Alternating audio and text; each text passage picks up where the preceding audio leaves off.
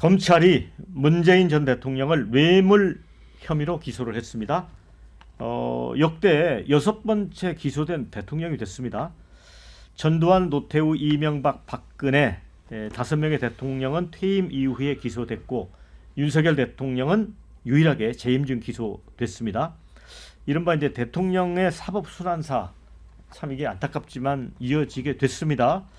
문 전 대통령은 터무니없고 황당한 기소다라고 항변을 했습니다. 또 윤석열 전 대통령 기소와 탄핵에 대한 보복성 조치 아니냐, 이런 입장입니다. 민주당 대선 경선 후보들 역시 전 정부에 대한 탄압이자 정치 보복이다, 비판의 목소리를 높였습니다. 오늘 공교롭게도 문 전 대통령이 4.27 판문점 선언 7주년 기념차 이 국회를 찾습니다. 그래서 이 모처럼 이제 첫 공개 행보를 하는데 이제 기자들이 좀 찾아가서 질문을 할 것 같습니다. 이와 관련해서 이제 우원식 국회의장과의 면담을 갖고 기념사도 할 예정인데 여기서도 관련된 내용을 좀 언급을 할지 모르겠습니다.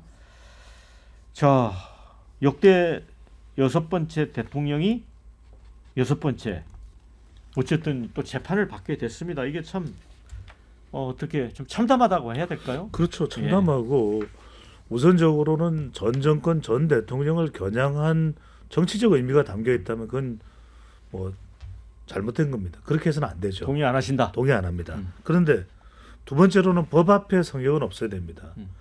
근데 얼마나 이렇게 또 저는 지체됐느냐, 이 부분을 지적하지 않았습니다. 이 부분이 뭐냐면 그 부분이거든요. 이상직 전 의원과 관련된 부분 아니겠습니까? 사의와 관련된 부분. 만약에 그것이 연계되어 있다면 그건 명명백백하게 잘못된 거죠. 그래서 저는 그 부분을 이렇게 또 시간이 또 많이 걸리다 보니까 또 정치적인 또 이 자꾸만 이 평가들이 나오는 것이거든요. 그래서 저는 이 부분은 좀 명백하게 가렸으면 좋겠어요. 정확하게 이상직 전 국회의원하고 또 문재인 전 대통령의 사위하고 전사위죠. 그리고 이 자리하고 이런 부분들은 명명백백하게 수사가 돼야 되겠죠. 그런데 이제 민주당은 그런 입장까지 냈습니다. 이게 이 조기 대선 국면에서 예를 들면 민주당 진영에 어떤 부정적 인식을 심어주기 위해서 이렇게 기소한 거 아니냐, 하은기 대변인 어떻게 보세요? 제가 더불어민주당의 사법 문제 부분에서 방어한 적이 거의 없거든요. 수사 받아야 된다고 다 얘기했죠. 근데 이거 제가 아무리 뜯어봐도 이게 말이 되나 싶어요. 이 핵심이 뭐냐면 사위가 돈 벌게 됐으니까 이제 그 아버지가 딸 가족한테 주던 생활비를 줄인 게 이제 그 월급에 해당하는 만큼의 뇌물을 받은 거다. 이거예요, 핵심은. 네. 말이 됩니까 이게? 일단 그 첫 번째가 그거고, 그러면 두 번째 사위가 뭐 이 취직을 한 경로를 봐야 되는데, 사위를 채용해 줬기 때문에 아까 이상직 의원한테 뭐 공천을 주거나 자리를 준 게 아니에요. 거꾸로예요, 순서가. 이상직 의원이 먼저 기관장 거론이 되고 난 뒤에 나중에 사위가 채용된 거예요. 그러면은 대가성 입증하기도 어려워요. 시간이 걸렸다는 게 뭐냐면 애초에 말이 이런 사례가 어디 있습니까, 세상에. 첫 번째 그거고, 두 번째 조사를 제대로 하지도 않고 서면 조사장을 받지도 않고 기소를 해버렸거든요. 근데 이렇게 따지면 균형이 맞아요. 김건희 여사라든가 이를테면 윤석열이라든가 이런 사람들은 최근에 뭐 검진법사 돈봉투부터 해가지고 그 전에 얼마나 많은 것들, 뭐 뇌물, 그 가방 명품백 받은 거, 도이치모터스, 삼부토건 조사하는 게 하나도 없습니다. 조사 제대로 하지도 않고 불기소 처분해버리고, 이거는 조사도 한 번 안 하고 서면 조사도 안 받고 기소를 한다. 형식도 문제고 내용도 문제거든요. 왜 이 시점에서 했느냐, 정치적 의도밖에 없다고 저는 봅니다. 네. 그래서 이제 댓글에도 심우정 검찰총장 딸 이제 채용 문제도 이제 논란이 됐는데 그건 왜 수사를 안 하느냐, 또 이런 의견도 있네요. 뭐 정권 바뀌면 하겠죠. 예.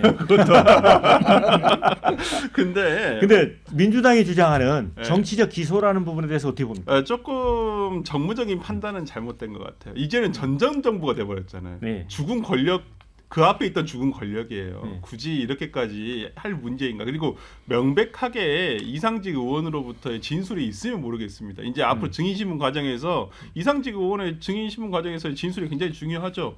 내가 어떤 근데 이제 아까 하은기 부대변인 얘기했듯이 중진구 이사장이 먼저 취임한 다음에 그 전 사위인 당시 사위였던 서모 씨를 채용을 해요. 이제 물론 이제 그렇게 주장을 반대편에서 그렇게 얘기하죠. 그럼 사후수로했지 아니냐?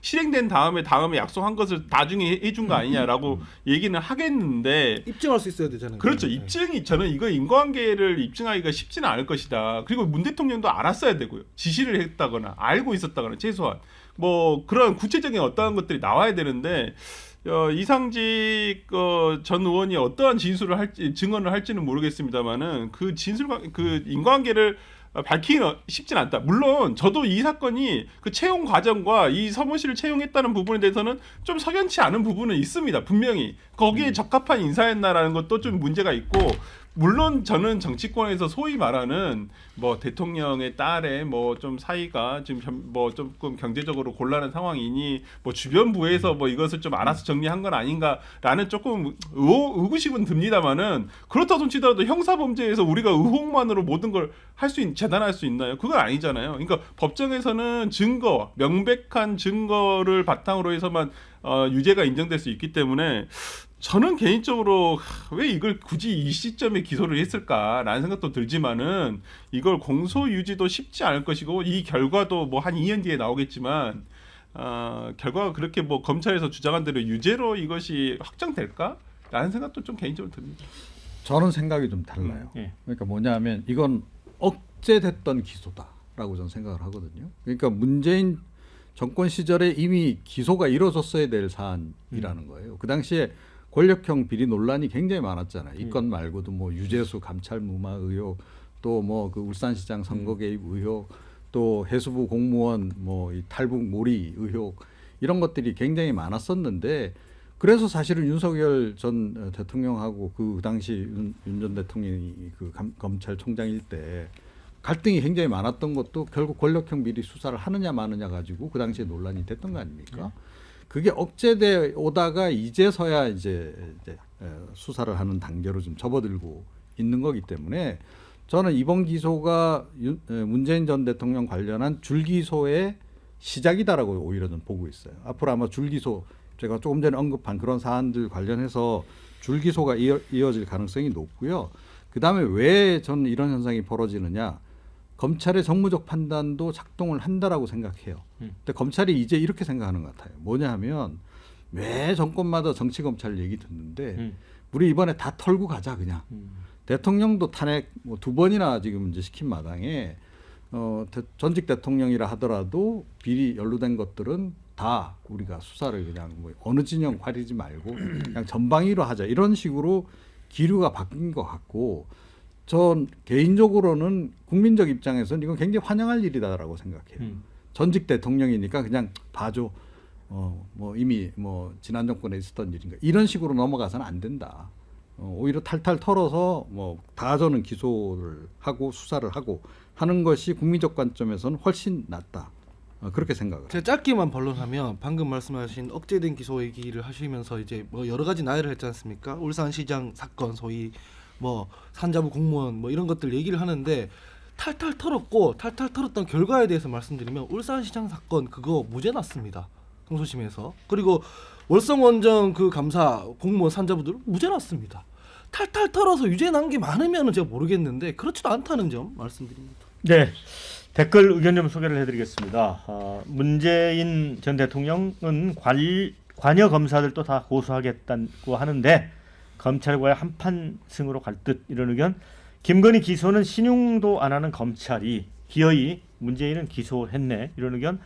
백수 아들을 취직 부탁하면 매달 주던 생활비가 뇌물이 된다면 백수 아들 취업 부탁도 못하겠네, 이런 의견도 주셨어요. 오히려 정권 초반에 윤석열 대통령이 사건 처리 안 하는 게 문제지, 이런. 아까 우리 이종훈 평론가님 의견하고 비슷한 것 같습니다. 자, 유죄 확정되면 연금 박탈해야 된다, 이런 의견 주셨고요. 조사에서 죄가 있으면 벌 받으면 됩니다, 이런 의견도 주셨어요. 그런데 이게 이제 제3자 뇌물죄도 아니고 그냥 뇌물죄로 기소를 했잖아요, 설전 변호사. 네.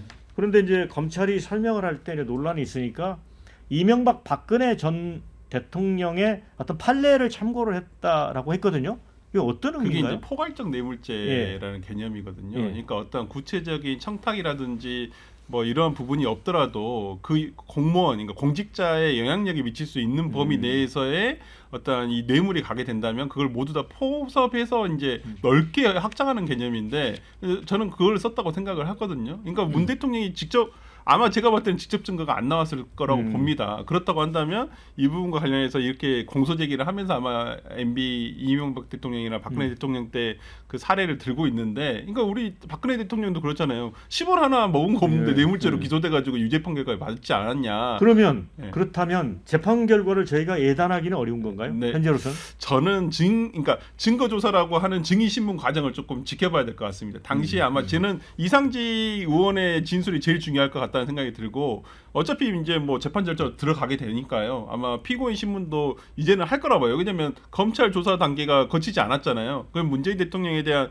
피고인 신문도 할 텐데 이제 그런 과정을 통해서 아마 나올 거라고 생각은 듭니다만은, 글쎄요, 인과관계가 쉽게 밝혀지지는 않을 것 같아요. 제가 한 말씀만 드리고 싶은 게 뭐냐면은 그 타이 이스타젯의 법인 설립 과정에 대해서도 굉장히 논란이 많았거든요. 예. 그 경영권과 관련해서도 또 기존에 있던 그 이스타 항공의 이 직원들의 진술도 있더라고요. 그렇죠. 그 부분도 논란은 제가 이 부분 말씀드린 게 뭐냐면 그래도 사위가 어느 직장을 간지는 알 거 아니겠습니까? 네. 그러면 적어도 그 회사를 가지는 않도록 말렸어야 되겠죠. 그거랑 뇌물죄로 적어도. 수사받는 건 다른 문제예요. 그렇게 돼서 이해 충돌이 있을 수 있는 부분. 제가 무슨 하은기 전 부대변인하고 뭐 논쟁하자는 한 말씀이 아니라 그렇게 하는 것이 더 낫지 않았을까라는 말씀을 드리는 거죠. 네. 저는 검찰이 기소하는 부분이라든가 검찰권을 쓰는 부분에 대해서 지적할 부분은 지적을 하고, 대통령이 권력을 가진 사람으로서 어떤 처신을 했어야 되는지를 나무라거나 비판하거나 해야 된다고 생각을 합니다. 그렇게 말씀하실 수도 있지만 이거의 핵심은 문재인 대통령이 무슨 10원짜리 한 푼 받은 증거를 발견한 게 아니라 사위가 받은 그 월급만큼 문재인 대통령이 딸한테 주는 생활비를 줄였으므로 뇌물이라고 하는데, 이게 어떻게 논리적으로 말이 됩니까? 사실 이런 부분에 대해서 말도 안 되는 거는 말도 안 된다고 얘기를 하고, 뭐 이스타젯 항공에 대해서 따질 건 따지고 이렇게 해야 되는 거지. 검찰이 수사하는 건 일단 다 털어보자. 무죄난 것들은 그럼 누가 책임집니까? 이정 변호사님 혹시 반론 있으십니까? 예. 그러니까 그 문재인 전 대통령 관련한 그 이른바 권력형 비리 수사, 그 당시에 논란이 됐던 것들이 다 문재인 전 대통령 밑선에서 딱딱딱 끊어졌어요. 수사가 다. 예. 예. 저는 그렇기 때문에 굉장히 미진한 수사였다는 거고, 예를 들어 울산시장 뭐 그 공천 선거 개입 관련한 부분도 사실은 그 당시에 비서실장까지 선까지도 건드릴 듯 말 듯 하다가 그냥 검찰이 거기서 그냥 그쳐 버렸었거든요. 자, 그래서 이건 수사가 미진한 상태에서 끝난 거고, 그리고 이제는 문재인 전 대통령도 민간인입니다. 그래서 그 당시에는 사실은 그 형사소추가 불가능한 상태였잖아요. 현직에 있었기 때문에 설령 여러 가지 혐의가 좀 포착이 됐다 하더라도, 그래서 검찰이 수사를 좀 거기서 멈췄다라고 저는 생각을 하거든요. 그거 이제 민간인 됐으면 다 해야 되는 거죠. 그리고 누구라도 예외 없이 앞으로 해야 된다. 그리고 김건희 여사 뭐 관련한 뭐 그 얘기 조금 전에 수사 그건 안 하고 있지 않냐 얘기했는데, 최근에 굉장히 속도 내고 있잖아요, 검찰이. 그러니까 검찰이 그 부분도 저는 동시에 그냥 다 해버리고 우리 이제 좀 털고 넘어가 보자, 이런 기류가 아닌가 이렇게 생각합니다. 댓글에 이런 게 있어요. 이상직 전 의원이 법정에 나가서 그 진술을 제대로 하겠느냐, 그러니까 정권 바뀔 확률이 높은데, 이런 의견이 있습니다. 그런데 또 이제 뒤집어 보면 민주당에서는 검찰이 무리한 정치적 기소를 했다고 주장을 하는데 정권 바뀔 확률이 높은데 그 검사들이 기소를 하기까지는 나름대로 어떤 법률적 판단이 있지 않았겠느냐, 최소한. 네, 뭐 아니 네네. 근데 이 수사는 지금 중앙지검장 이창수 지검장이 전주지검장 시절부터 진행을 해왔던 사건이었어요. 그래서 저는 아마 이게 그리고 지금 서울로 가져와가지고 하고 있는 거라서 저는 뭐 당연히 기소를 할 거라고 생각했습니다. 이걸 뭐 기소를 안 할 수는 없는 상황이었고, 아마 검찰 입장에서도 이미 칼은 뺐는데 뭐 썰지도 않고 그냥 넣을 수는 없는 상황이었을 거라 생각을 하고, 뭐 공소 유지 부분이란지 그건 나름대로 저는 검찰에서도 준비를 했을 거라 생각합니다. 뭐 당연히 그냥 완전히 말도 안 되는 기소를 해가지고 본인들이 뭐 재판 과정 되면 증거 기록이라는 이런 것들이 다 공개가 되는데 그런 부분과 관련해가지고 위험 부담이 있을 부분이 분명한데 그냥 진행했다고 보지는 않습니다.